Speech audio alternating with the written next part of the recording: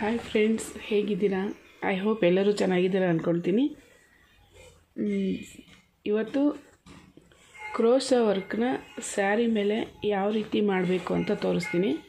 Actually ಇದು ಆರಿ work ಬರೋರಿಗೆಲ್ಲನೂ crochet work idea ಬಂದೇ ಬರುತ್ತೆ, ಯಾಕೆಂದರೆ ಎರಡೂ ಸೇಮ್ ಬರುತ್ತೆ. ಆರಿ ವರ್ಕ್ನ ನಾವು ಬಟ್ಟೆ ಮೇಲೆ ಕೆಳಗಡೆಯಿಂದ ದಾರ ತೊಗೊಳ್ತೀವಲ್ಲ, ಇದನ್ನು ಸೈಡಿಂದ ದಾರ ತೊಗೊಳ್ಳೋದು.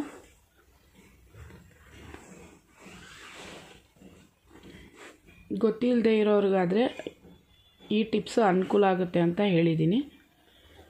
ಈಗ ಇದಕ್ಕೆ ಯಾವ ರೀತಿ ನಾವು ಕ್ರೋಶಾ ವರ್ಕ್ನ ಮಾಡ್ಬೋದು ಸಿಂಪಲ್ಲಾಗಿ ಒಂದು 400 ರೇಂಜಲ್ಲಿ ಯಾವ ರೀತಿ ಮಾಡಬೇಕು ಅಂತ ನೋಡ್ಕೊಳ್ಳೋಣ ಬನ್ನಿ. ನೋಡಿ, ಈ ರೀತಿ 6 ಎಳೆ ದಾರನ ತೊಗೊಂಡಿದ್ದೀನಿ. ಬಾರ್ಡ್ರು ಬಂದು ಸ್ಯಾರಿ ಪಲ್ಲು ಕಲರು ರಾಣಿ ಕಲರ್ ಬಂದಿದೆ, ಹಾಗೆ ಬಾರ್ಡ್ರು ಕಾಪರ್ ಕಲರು. ಮೇಯ್ನ್ ಸೀರೆ ಎಲ್ಲನೂ ಬ್ಲೂ ಕಲರ್ ಇದೆ, ಡಾರ್ಕ್ ಬ್ಲೂ. ನಾನು ರನ್ನಿಂಗ್ ಕಲರ್ ಸ್ಯಾರಿ ರನ್ನಿಂಗ್ ಕಲರೇ ಥ್ರೆಡ್ ತೊಗೊಂಡಿದ್ದೀನಿ, ಅದಕ್ಕೆ ಮ್ಯಾಚಿಂಗ್ ಆಗೋದು. 6 ಎಳೆ ದಾರನ ಸುತ್ತಿ ಇಟ್ಕೊಂಡಿದ್ದೀನಿ ಈ ರೀತಿ. ಫಸ್ಟು ಸ್ಟಾರ್ಟಿಂಗಲ್ಲಿ ಈ ರೀತಿ ಸ್ಯಾರಿ ರೈಟ್ ಸೈಡ್ ಮೇಲೇ ವರ್ಕ್ ಮಾಡೋಣ. ಎಡ್ಜಸ್ಗೆ ಒಂದು ಸಲ ದಾರನ ಈ ರೀತಿ ತೊಗೊಂಡ್ಬಿಟ್ಟು ಡೈರೆಕ್ಟ್ ಹೀಗೆ ಹಾಕೋದಕ್ಕೆ ಹೋಗ್ಬೇಡಿ, ಒಂದು ನಾಟನ್ನ ಹಾಕ್ಕೊಂಬಿಡಿ.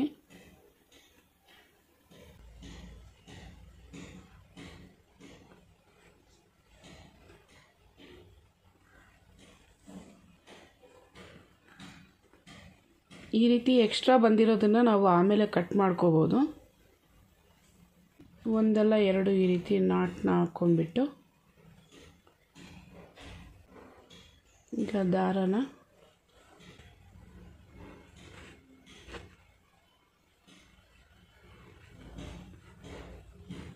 ನೋಡಿ, ನಾಟನ್ನ ಹಾಕಿದ್ದೀನಲ್ವ. ಅಕಸ್ಮಾತ್ ನಾವು ನಾಟನ್ನು ಹಾಕ್ಬಿಟ್ಟು ಡೈರೆಕ್ಟಾಗಿ ಹೀಗೆ ತೊಗೊಂಡ್ರೆ ಆ ನಾಟ್ ಏನಾದರೂ ಇದಾದರೆ ಡಿಸೈನ್ ಪೂರ್ತಿ ಹಾಳಾಗುತ್ತೆ. 1-2 ಸಲ ಈ ರೀತಿ ನಾಟ್ ಹಾಕ್ಕೊಂಡ್ರೆ ಫಿಕ್ಸ್ ಆಗಿರುತ್ತೆ.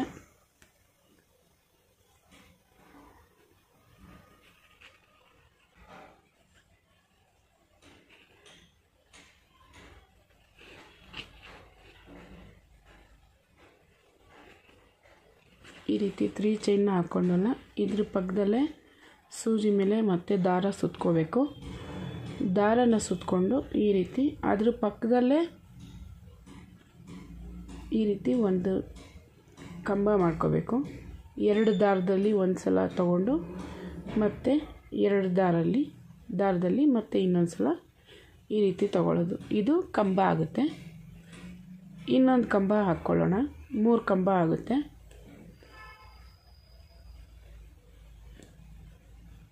ದಾರ ತುಂಬ ಎಳೆಯೋಕ್ಕೆ ಹೋಗ್ಬೇಡಿ, ಎಷ್ಟು ಅದು ಮೇಲೆ ಬರುತ್ತೋ ಅಲ್ಲಿಂದ ತಗೊಳ್ಳಿ. ನೋಡಿ, 3 ಕಂಬ ಆಗಿದೆ. 3 ಕಂಬ ಆದಮೇಲೆ ಮತ್ತೆ ಇಲ್ಲಿ 3 ಚೈನ್ನ ಹಾಕ್ಕೊಳ್ತಾ ಇದ್ದೀನಿ. 3 ಚೈನ್ ಹಾಕ್ಕೊಂಡ್ವಲ್ಲ, ಮತ್ತೆ ಸೂಜಿ ಮೇಲೆ ದಾರ ಸುತ್ಕೋಬೇಕು. ಸೂಜಿ ಮೇಲೆ ದಾರ ಸುತ್ಕೊಂಡು ಇದು ಎಲ್ಲಿಗೆ ಬರುತ್ತೋ ಅದನ್ನು ನೋಡ್ಕೊಳ್ಳಿ. ನೋಡಿ, ಇಲ್ಲಿಗೆ ಬರುತ್ತೆ ಕರೆಕ್ಟಾಗಿ ನೋಡಿಕೊಂಡು ಮತ್ತೆ ಅಲ್ಲಿಂದ ದಾರನ ಮೇಲೆ ತಗೊಂಡು ಕಂಬನ ರೆಡಿ ಮಾಡ್ಕೋಬೇಕು.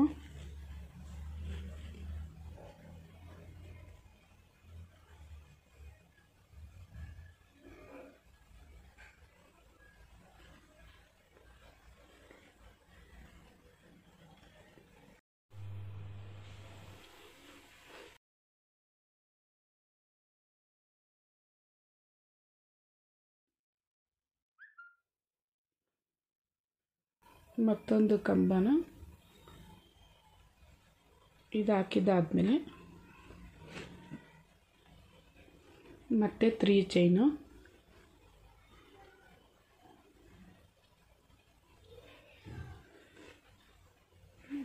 ಹಾಗೆ ಒಂದು ಸಲ ಸೂಜಿ ಮೇಲೆ ದಾರ ಸುತ್ಕೊಂಡು ಇದು ಎಲ್ಲಿಗೆ ಬರುತ್ತೋ ಅಲ್ಲಿಗೆ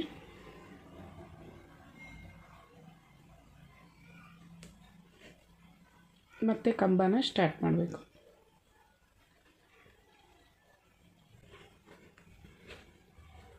ನೋಡಿ ಈ ರೀತಿ ಬರಬೇಕು.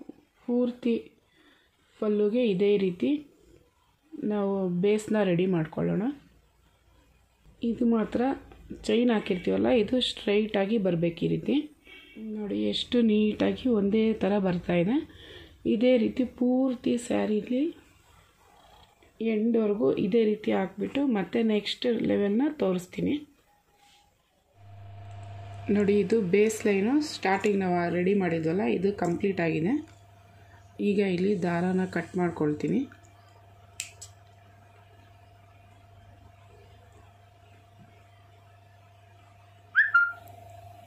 ಇಲ್ಲಿ ಈ ರೀತಿ ಒಂದು ನಾಟ್ನ ಹಾಕ್ಕೊಂಬಿಡಿ ನೋಡಿ. ಸ್ಟಾರ್ಟಿಂಗ್ ಲೈನು ಕಂಪ್ಲೀಟ್ ಆಗಿದೆ. ಈಗ ನೆಕ್ಸ್ಟ್ ಲೈನ್ಗೆ ಹೋಗೋಣ. ಇಲ್ಲಿ 3 ಚೈನ್ ಹಾಕ್ಕೊಂಡಿದ್ವಲ್ಲ, ಅದರಲ್ಲಿ ಸೆಂಟರ್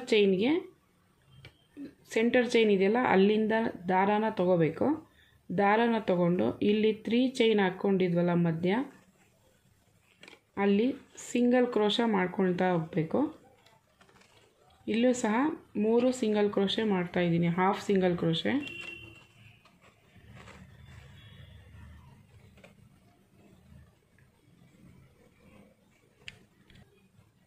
ಮೂರು ಸಲ ಹಾಫ್ ಕ್ರೋಶ ಆದಮೇಲೆ ಮತ್ತೆ ಇಲ್ಲಿ 3 ಕಂಬ ಹಾಕ್ಕೊಂಡಿದ್ವಲ್ಲ, ಮಧ್ಯ ಕಂಬಕ್ಕೆ ಈ ರೀತಿ ದಾರಾನ ತಗೋಬೇಕು. ಮತ್ತೆ ಇಲ್ಲಿ ಸಿಂಗಲ್ ಹಾಫ್ ಕ್ರೋಶ ಮಾಡ್ಕೊಂಡಿದ್ದೀನಿ. ಹಾಗೆ ಇಲ್ಲೂ ಸಹ ಹಾಗೆ ಮಾಡ್ಕೋಬೇಕು. 1 2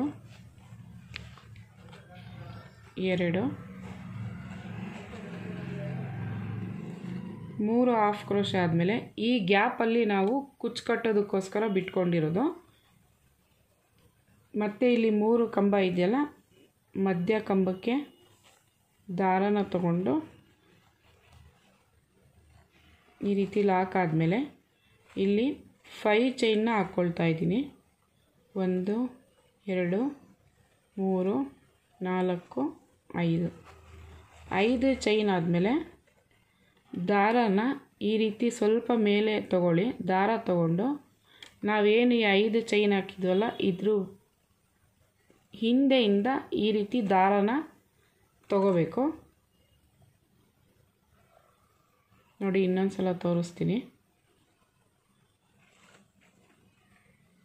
ಈ ರೀತಿ ತಗೊಂಡಾಗ ಹಿಂದೆಯಿಂದ ಸೂಜಿ ಮೇಲೆ ದಾರ ತಗೋಬೇಕು.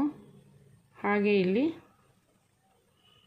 2 ಗ್ಯಾಪ್ ಬಂದಿರುತ್ತಲ್ಲ, ಅದರಲ್ಲಿ ಸಿಂಗಲ್ ಇದಕ್ಕೆ ಹಾಕ್ಕೋಬೇಕು. ಮತ್ತು ಇದನ್ನು ಸೂಜಿ ಮೇಲೆ ತೊಗೊಂಡಿರಬೇಕು. ಇದೇ ರೀತಿ ಮತ್ತೆ ದಾರಾನ ಸೂಜಿ ಮೇಲೆ ತಗೊಂಡು ಸಿಂಗಲ್ ಹಾಕ್ಕೋಬೇಕು.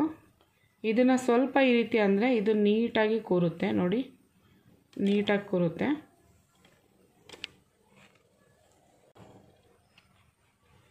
ಮತ್ತು ಈ ಚೈನಿಂದ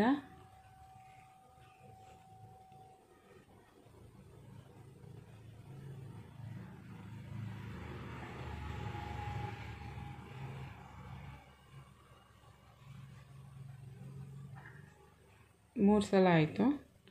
ಇದೇ ರೀತಿ 10 ಟೈಮ್ಸ್ ತಗೋಬೇಕು.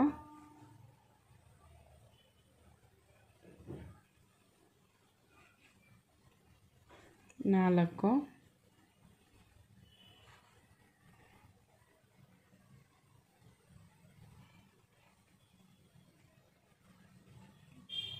5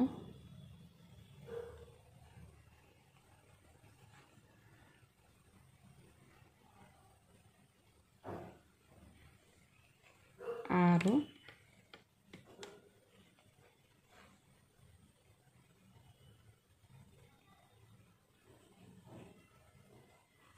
7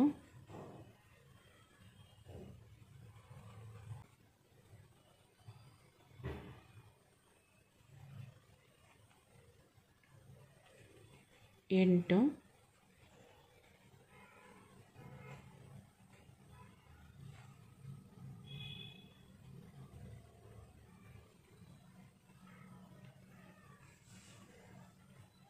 9 10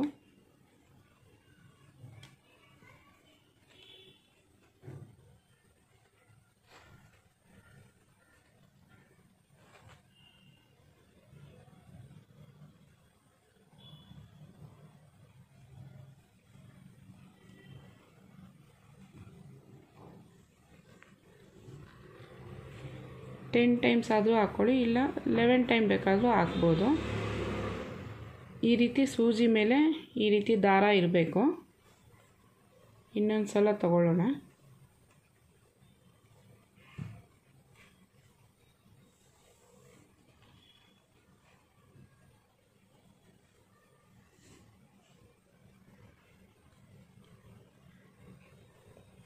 ಈಗ ಇದನ್ನು ಸ್ವಲ್ಪ ಈ ರೀತಿ ಪ್ರೆಸ್ ಮಾಡಿದ್ರೆ ಫ್ರೀ ಆಗುತ್ತೆ.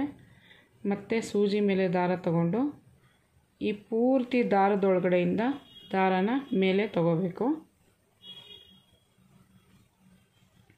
ಇದು ಒಂಥರ ಪೆಟಲ್ ಥರ ಫಾರ್ಮ್ ಆಗುತ್ತೆ. ನಾವು ಫಸ್ಟು 5 ಚೈನ್ಗೆ ಫಸ್ಟ್ ಚೈನ್ ಹಾಕ್ಕೊಂಡಿದ್ವಲ್ಲ, ಆ ಚೈನ್ಗೆ ಇದನ್ನು ಲಾಕ್ ಮಾಡ್ಕೋಬೇಕು. ಈ ರೀತಿ ದಾರನ ತಗೊಂಡು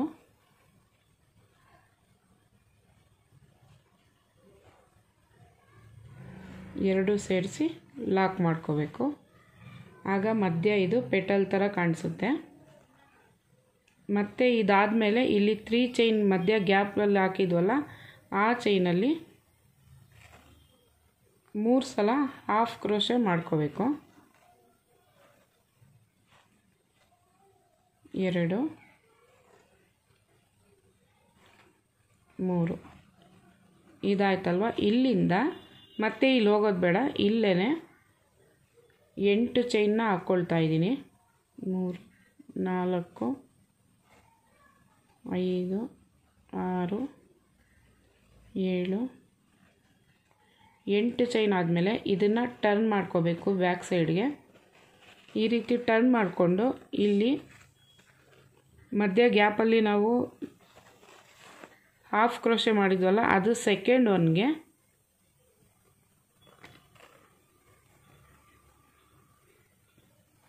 ಈ ರೀತಿ ಲಾಕ್ನ ಮಾಡಬೇಕು. ಮತ್ತು ಇಲ್ಲಿಂದ 3 ಚೈನ್ನ ಹಾಕ್ಕೊಳ್ತಾ ಇದ್ದೀನಿ. ಸೀರೆನ ರೈಟ್ ಸೈಡ್ಗೆ ಟರ್ನ್ ಮಾಡಿಕೊಂಡು ನಾವಿಲ್ಲಿ 8 ಚೈನ್ ಹಾಕ್ಕೊಂಡಿದ್ವಲ್ಲ, ಈ ಗ್ಯಾಪಲ್ಲಿ ಎರಡನ್ನೂ ಸೇರಿಸಿ 1 ಮಾಡಬೇಕು. ಮತ್ತು ಇಲ್ಲಿ 3 ಚೈನು.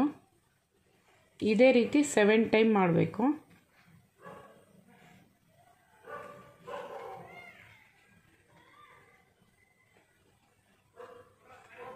1 2 3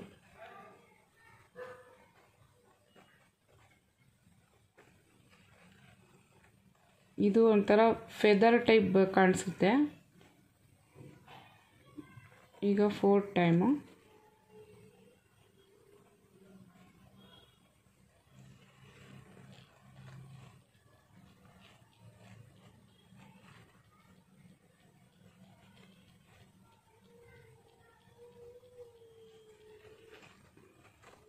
ಐದು ಸಲ ಆಯಿತು.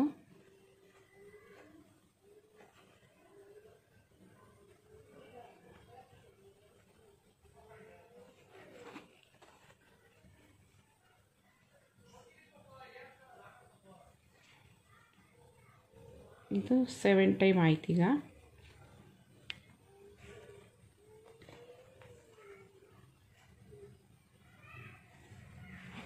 ಇಲ್ಲಿ ಗ್ಯಾಪ್ ಇರುತ್ತಲ್ವ, ಈ ಗ್ಯಾಪಲ್ಲಿ ಮತ್ತೆ ಹಾಫ್ ಸಿಂಗಲ್ ಕ್ರೋಶೆ ಮಾಡ್ಕೋಬೇಕು. ಮತ್ತು ಇದ್ರ ಪಕ್ಕದಲ್ಲೇ ಈ ಗ್ಯಾಪಲ್ಲಿ ಒಂದು ಸಲ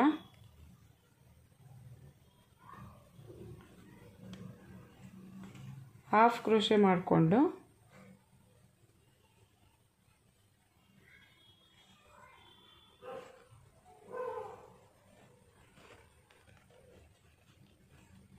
ಇಲ್ಲಿ ಮತ್ತೆ ಏನು 3 ಕಂಬ ಇದೆಯಲ್ಲ, ಆ ಸೆಂಟರ್ಗೆ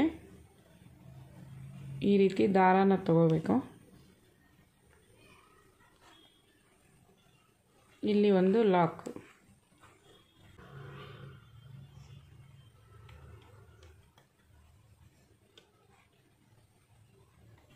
ಪೆಟಲ್ ಟೈಪ್ ಕಾಣಿಸುತ್ತೆ.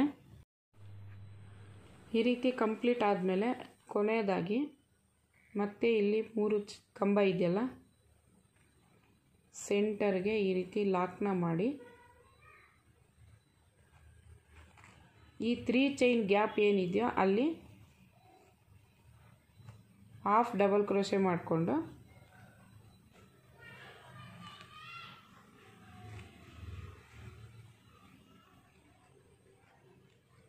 ಕೊನೆಯದಾಗಿ ಇಲ್ಲಿ ಕಂಬ ಇದೆಯಲ್ಲ ಇಲ್ಲಿ ಲಾಕ್ ಮಾಡ್ಕೋಬೇಕು ಮತ್ತೊಂದು ಸಲ.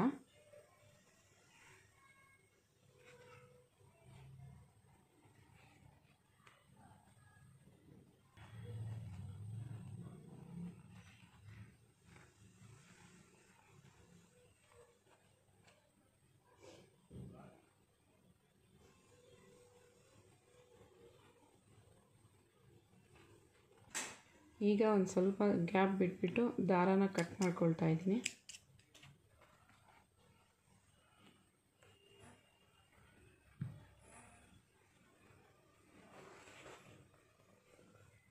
ಇಲ್ಲಿ ಕರೆಕ್ಟಾಗಿ ಒಂದು ನಾಟ್ ಬರೋ ಥರ 1 ಅಥವಾ 2 ನಾಟ್ ಹಾಕ್ಕೊಳ್ಳಿ, ನೀಟಾಗಿ ಕೂರುತ್ತೆ ಆಗ.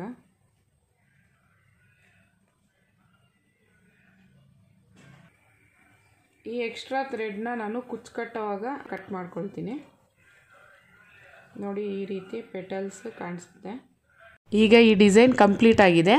ಇನ್ನು ಬೇರೆ ಬೇರೆ ಡಿಸೈನ್ ಕಲಿಯೋದಕ್ಕೋಸ್ಕರ ಈ ಕೂಡಲೇ CS ಫ್ಯಾಷನ್ ಕ್ರಿಯೇಷನ್ನ ಸಬ್ಸ್ಕ್ರೈಬ್ ಮಾಡ್ಕೊಳ್ಳಿ. ಹಾಗೆ ಲೈಕ್ ಮಾಡಿ, ಶೇರ್ ಮಾಡಿ, ಕಮೆಂಟ್ ಮಾಡಿ. Thank you.